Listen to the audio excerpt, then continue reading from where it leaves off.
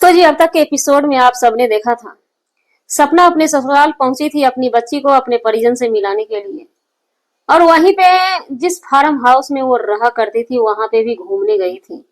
और वहां पे जाने के बाद बीते हुए पल याद भी आए, उस चीज को भी सपना ने बखूबी शेयर किया था। तो उसके बाद अचानक से क्या होता है कि जिज्जी बौखला जाती है। छोटी वाली जिज्जी बौखला जाती है, जो कि जिसको कि ननद के रूप में बोलते हैं हम लोग। वो बौखलाती आखिर इतना क्यों है, और उसके बौखलाते खलबली सा मच जाता है सोशल मीडिया पे। क्योंकि कहीं ना कहीं बहुत सारे छोटे छोटे रिएक्शन जो वीडियो बनाने के लिए ऐसी ऐसी मौका को ढूंढते रहते हैं। और वहीं पे सपना के खास परिजन जो एक हैं वो बार बार लड़ाई को इतना लंबा खींच देते हैं कि वो लड़ाई खत्म होने का नाम नहीं लेता है। और सपना बखूबी ट्रोल हो जाती है।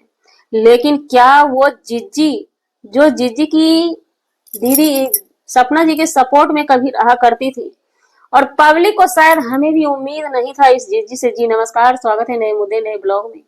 कैसे हैं आप लोग? आशा करते हैं, उम्मीद करते हैं आप लोग बहुत अच्छे होंगे। चैनल पे पहली बार आए, चैनल को सब्सक्राइब कीजिएगा। वीडियो पसंद आए वीडियो को लाइक जरूर कीजिएगा। जब सपना ससुराल जाती है, हालांकि सपना जी की तरफ से अभी चुप्पी है, और हम भगवान से यही माता रानी से प्रे करेंगे, सपना जी से कहना भी चाहेंगे कि आप चुप्पी ही साथ दीजिए और इससे बस यही सीखिए कि जो चीज आप सोच रहे हैं कि सामने वाला बदल गया है, कहीं कुछ बदला नहीं है। क्योंकि देखिए होता क्या है, जिस संपत्ति पे कोई नाग बैठ जाता है कुंडली मार के, उस संपत्ति के आड़ में लोभ में बैठ जाता है ना, वहां पे चीजों को सही करना बहुत मुश्किल होता है, बहुत ज्यादा मुश्किल होता है। क्योंकि कोई भी इंसान है अपना हक जो है ना, क्योंकि सपना जी को हक नहीं चाहिए, राजवीर जी के बच्ची को हक चाहिए ना। उस घर का जो वारिस है, दो दो लड़का जो चला गया है दुनिया से, उनके बच्चे को हक चाहिए। तो वो अपने हाथ से हक खत्म नहीं कर सकती है। लेकिन इतना जो लंबा चौड़ा साजिश किया जाता है ना, कहीं कहीं इसी चीज के लिए साजिश किया जाता है। पहले आप बच्चे को याद करते हैं, फिर बच्ची आपसे मिलने आती है, तो आपको क्या दुख पड़ जाता है। उस छोटी सी जिज्जी को क्या विपत पड़ता है, छोटी जिज्जी को, जो कि अपना इतना अच्छा सफाई दिया करती थी एक समय में।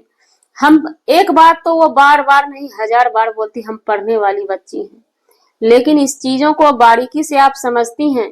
कमेंट के लिए आपने फूफा लगेंगे शायद, उनसे ये भी नहीं सोचा कि हाँ, जो भाभी इतने दिन के बाद घर आई है, थोड़ी सी सुकून पाई होगी। क्या आपने वही वीडियो तो देखा होगा भाभी का ना, जिसमें कि उनकी अपनी पुरानी मेमोरी याद आ गई। लेकिन नहीं, उन सब चीज को देखने के बाद भी इनको बस अपना मनमानी करना था। जो लोग कहा करते थे, इन पे एलिगेशन लगाते थे छोटी जिज्जी पे ना, वो कहीं ना कहीं इनके वीडियो से साफ साफ दिखाई देता है। भले ही छोटी जिज्जी मुंह नहीं खोलती हैं, सपना के ससुर का ही मुंह खुलवा देती, वो मुंह नहीं खोलती, ये सही है। लेकिन लोभ उनको कस के जकड़ लिया है, प्रॉपर्टी का लोभ। पहले इनके माँ बाप लोभी थे, कहते हैं ना, जिस माँ बाप के हम बच्चे होते हैं ना, उसी माँ बाप के ज्ञान पे चलते हैं, ज्ञान दिए हुए ज्ञान की राह पे हम आगे चलते हैं। तो ये बच्चे से वहां पे रही, ये हक जताते हुए इनको ऐसा लगता है जिज्जी को कि वो छोटी छोटी बच्ची आएगी, कहीं हमारे फूफा फुआ रास्ता से भटक जाएंगे। क्योंकि इनके माँ बाप और इनके दियाद जो सपना जी के जो पड़ोसी हैं, यही लोग तो दिमाग में निगेटिविटी भरते भरते इस चीज को इतना बड़ा कर दिया है। हाँ, सपना जी की गलती है, हमने माना कि सपना जी की एक गलती है।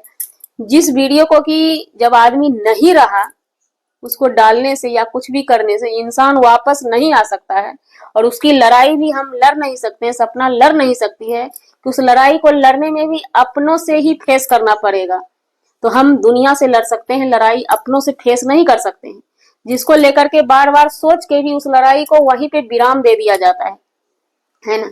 तो सपना जी उस क्लिप को वायरल करवा देती है, सोशल मीडिया पे डाल देती है। तो उस चीज के लिए सपना ने माफी तो मांग लिया ना, अब क्या करेगी सपना कि हम हमारे से गलती हो गया, हमने उस चीज को सोशल मीडिया पे डाला।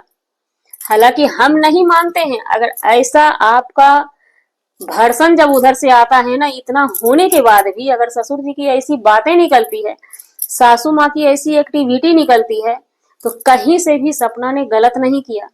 उसी ऑडियो क्लिप वीडियो को डालते ही सपना कम से कम उस लायक बनी कि घर से वो निकल पाए।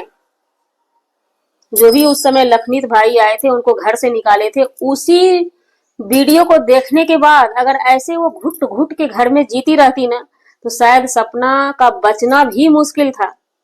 और ये चीज पहले सपना बताया करती थी वीडियो के माध्यम से, तो कहीं ना कहीं ऐसा ही था। इन लोगों का मसला यही था कि जिस तरह से दोनों बेटा भी चला गया, वैसे ही बहुरिया भी घुट घुट के जी ले, और बच्ची क्या नौकरानी बन के रहेगी? क्या करेगी बच्ची? बच्ची के लिए माया नहीं है, ममता नहीं है। और छोटी जीजी ये मत सोचे, क्या ही बताएं, ये मत सोचे कि ऐसे करके हम हटा देंगे बच्ची का, तो बच्ची का हक वहां पे नहीं है। बच्ची का हक है। सपना जिस दिन अपने पे आ जाएगी ना, तो वो हक दिला के रहेगी बच्ची का। वो लेने के लिए तैयार नहीं होती है। उनकी सोच ये है कि हमारा जिस जिस प्रॉपर्टी का हकदार हमारा पति ही नहीं रहा, तो उस प्रॉपर्टी का क्या करना। उस प्रॉपर्टी को अच्छे नजरिया से सपना देखती ही नहीं है। लेकिन ये जिज्जी कितना मास्टर माइंड गेम खेलती है उस घर में रह करके, कि कहीं हमारे फूफा फुआ जो है उनकी अपनत्व में आ न जाए, है ना। ये नहीं चाहती हैं कि ये लोग आपस में मिले। अगर आपस में मिल जाते हैं तो हमें टुकड़ा में मिलेगा, इनको तो पूरा लेना है। पूरी प्रॉपर्टी पे छोटी जीजी को राज करना है, राज। जो चीज का मनसा लेके ये रह रही थी, वो चीज ये कैमरा में कहीं ना कहीं अपने फूफा से कैद कर ली कि कहीं भी वो अब इस वीडियो को डाल देंगी कि दुनिया हमसे रिश्ता रखे या ना रखे, जिसको हमारे घर आने से दिक्कत है वो ना आए तो ना आए, लेकिन हमारी अंशु कहीं नहीं जाएगी। तो इतना याद रखिएगा बाबा जी, ये दुनिया में हमने बहुत कुछ देखा है, अपने ही काम आते हैं उस टाइम। और सपना जो है ना बड़ी सीधी साधी है। उस टाइम अगर सपना जी को पब्लिक समझाएगी भी ना कि आपको नहीं जाना है, आपको नहीं जाना है, तो वो मानेगी नहीं। वो बोलेगी नहीं, हमारे ससुर हैं, हमारे सास है। जैसे कि एक बार पुचकारने पे वो दौड़ती हुई चली जाती है अपनी बच्ची को लेकर के, और वहां पे मान नहीं अपमान मिला। कष्ट छोटी जीजी को तो तब हो गया जबकि पब्लिक में सवाल उठ गए कि क्या आप 3 आदमी 4 आदमी का खाना बनाने के काबिल नहीं थी? चावल दाल बना के खिला भी सकती थी। वो चीज सपना ने हालांकि नहीं बताया। बच्चे के मुंह से निकल गए मम्मी भूख लगाया खाएंगे, तो उस पे पब्लिक, कोई भी पब्लिक है, बच्चे के लिए बच्चे भगवान होते हैं। बच्चे के लिए किसी के भी दिल में दया आ गया, आपसे सवाल ही तो किए थे, आप बता देते सवाल में कि हाँ हमारा तबीयत खराब था, या जो भी आपके पास प्रॉब्लम था बता देते। तो ये लोग चाहते नहीं हैं किसी चीज का पब्लिक में जवाब देने के लिए। बस ये लोग जो भी ला करके दिखाएंगे उसी को पब्लिक देखेगी।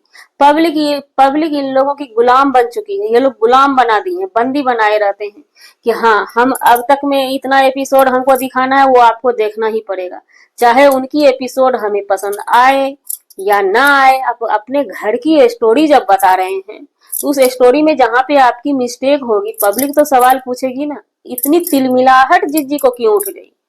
इतनी तिलमिलाहट उठी, इतनी मिलमिलाहट उठ गई कि ये अपना जवाब फुआ फूफा के मुंह में डाल के उसको निकाल के सोशल मीडिया पे रखवा दिया। तो इस मैटर में हम सपना जी से यही कहना चाहेंगे, समय के हिसाब से सब सही हो जाएगा। कौन क्या है पब्लिक हर चीज समझ रही है। आपकी नॉर्मली वीडियो पे भी व्यूज आता है, आप नॉर्मली वीडियो डालें, कहानी खत्म। अगर आप इधर उधर से रिप्लाई करती हैं इन चीजों पे, तो फिर से बवाल मचेगा, सबकी घर की रोजी रोटी चलेगी और आपकी परेशानी बढ़ेगी। जी हमारा वीडियो बनाने का मतलब किसी व्यक्ति विशेष से नहीं था, ना ही किसी के आत्मसम्मान को ठेस पहुंचाने का था। अगर जाने अनजाने आपके आत्मसम्मान को ठेस पहुंची, उसके लिए 100 सॉरी, क्षमा चाहते हैं। मिलते हैं किसी नेक्स्ट ब्लॉग में नए कंटेंट के साथ।